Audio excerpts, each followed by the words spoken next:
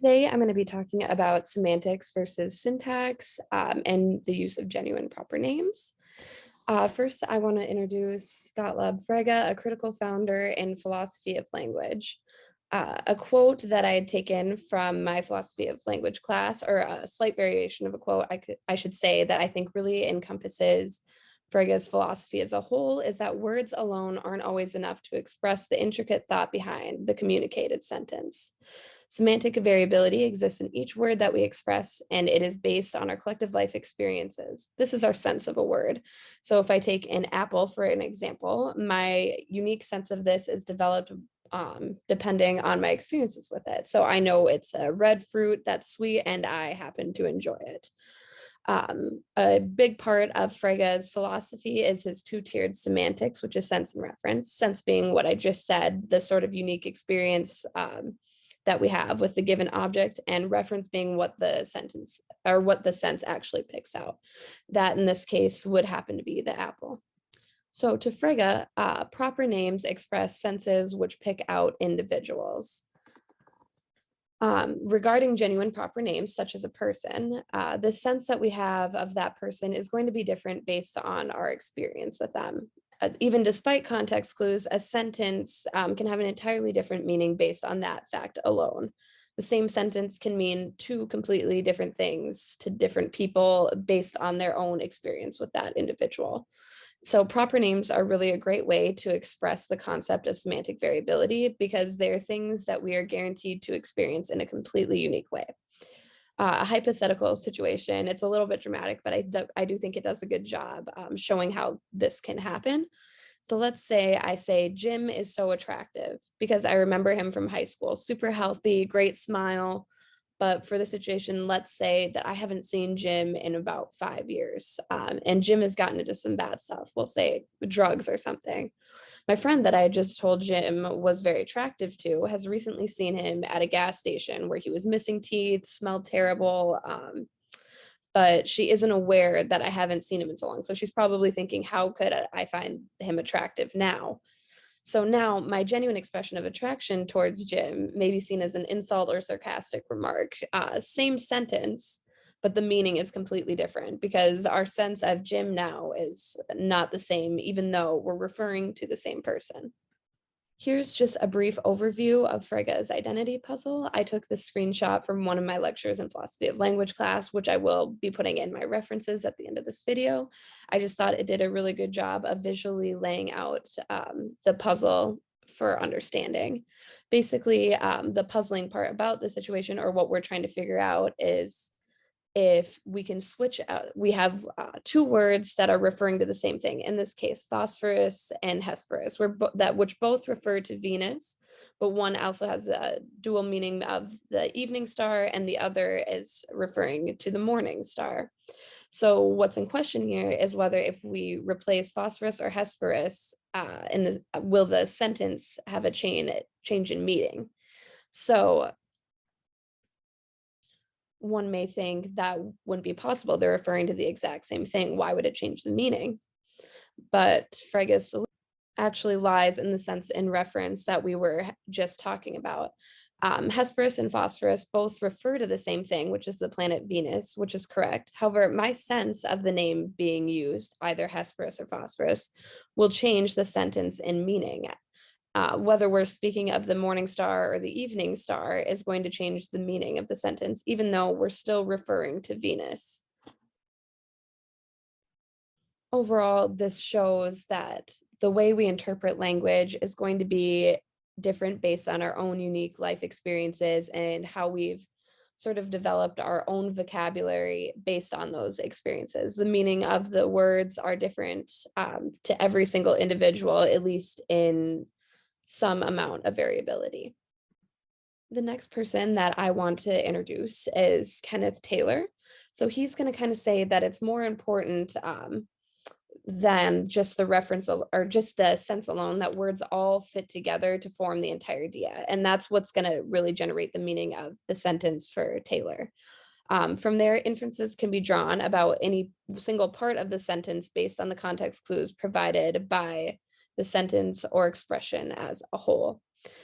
This is kind of referring to syntax or grammatical form and structure. He's kind of saying that we can draw conclusions based on the grammatical form, even if the sentence is nonsense or doesn't really mean anything. I can put together information about one individual word based on the surrounding parts of the sentence. So even if I didn't know what an apple was, I could make an inference about what it was because of the surrounding words used in the sentence. We can draw conclusions. Oh, sorry. This is arguably a very good point that it belongs without syntax. Because language, as we know, it would be completely chaotic, as there would be nothing to refer to as a means of communicating between two people. So this is completely a necessary reference point that is crucial to have when learning any language, whether it be primary or secondary, as so on. We need something to sort of build off of. Without a set of rules to refer back to, that it would be very difficult to learn a uniform language in which we could actually understand each other. Now we're going to talk a little bit about Taylor's view on names more specifically. In his view, they're just sort of another part of the giant toolbox of language. As a syntactic device, names bring identification to a particular subject and fits in as part of a well-formed sentence. So basically, names are just one more part of the entire understanding of that sentence. I do want to touch quickly on the idea of holistic syntax, that any expression that can be explained through terms of other expressions. So every single word that we say is based on our understanding of other words, basically. That can be kind of confusing. So if you can think of the time when you're a very young child, building your first vocabulary, learning your first language, nearly every single thing, let's say I like to use apple because it's a very simple concept. So let's say I'm experiencing an apple for the first time, but I do know what red is. I do know the experience of a sweet taste. These little pieces all being put together create my understanding of that word. So the meaning of apple is derived from my understanding of other parts of language that I already have. Another idea presented by Taylor here is that names are devices of explicit co-reference. So before we get into that, I want to introduce both the idea of types and tokens. So a type is going to be the class of the subject that I'm talking about, and a token is going to be an individual of that. So for example, type is computer, and a token would be the one that I'm using right now to present on. So I refer to my understanding of the type computer, the general concept of computer that I already know of, to put together thoughts of the token of the one that I'm currently using. So because the idea of a computer is already installed into my vocabulary, I am able to put together clues to generate a meaning for the one right in front of me. Another example here, my first sentence is going to be representing the token. I'm saying, I see a dog over there.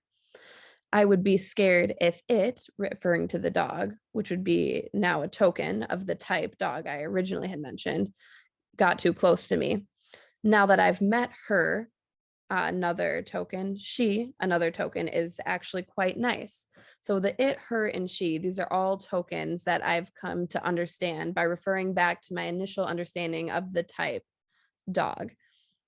So here again, we can see how syntactically we're just continuing to build off of this pool of grammar and language that we already have installed in our mind. The meaning is not, in this case, is not coming from our sense of it. It's coming on our built experience with both language and grammar. Here, Frege would probably say that the meaning of these words are dependent on context, who the speaker is or of the time, as well as their sense of the individual objects. Briefly, I just want to touch on how Taylor would have responded to Frege's puzzle that was earlier mentioned. He believes that the solution was mistakenly made as purely semantic. He would say this puzzle could have been better described in terms of syntax, because Hesperus and phosphorus are actually just co-referential terms of the same thing. So the bigger picture here, the two views actually seem to work better together in unity than they do as opposing views. We can see semantic variability and meaning based on experience is what gives us the human aspect of language. That's why it's unique. We can enjoy conversation. We're able to develop languages because we all have our unique view on the world and our own set of those experiences. And syntax, on the other hand, is what allows us to have structure so that we're able to comprehend the meaning of sentences. It gives us that reference point that we're able to go back to sort of as a general pool of understanding that we can use in communication. Without syntax, our human language would sort of be like abstract art. This is an example that I kind of like, words that make us human. It really is another form of art. So I kind of like to use this reference of the abstract art and this sort of more realistic realism picture that we can clearly see what's going on here. So this abstract here piece kind of represents our sense. It's completely based on our unique life experiences. Nobody else can understand from our perspective. The only person that probably knows the true meaning behind this first abstract piece of art is the person who actually created it. That's kind of language in its most raw form. My idea that I'm trying to convey as the speaker to the recipient. And while I may convey it in this way, they could actually interpret it in a completely different way based on that semantic variability.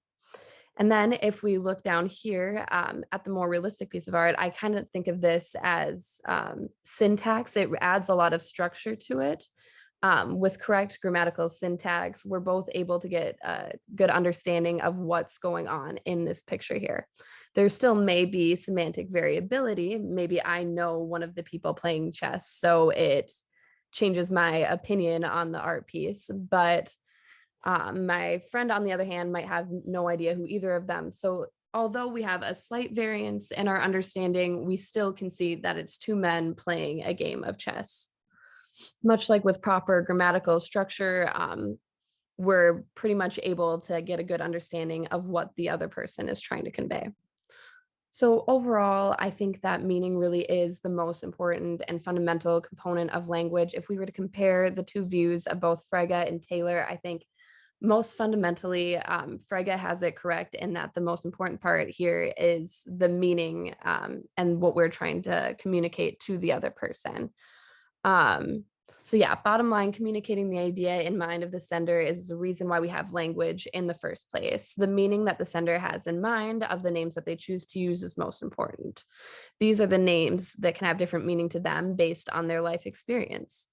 And I just do want to mention too, lastly, that syntax is a critical tool in formal communication, but the meaning that names have to us subjectively are derived from our conscious first person experience.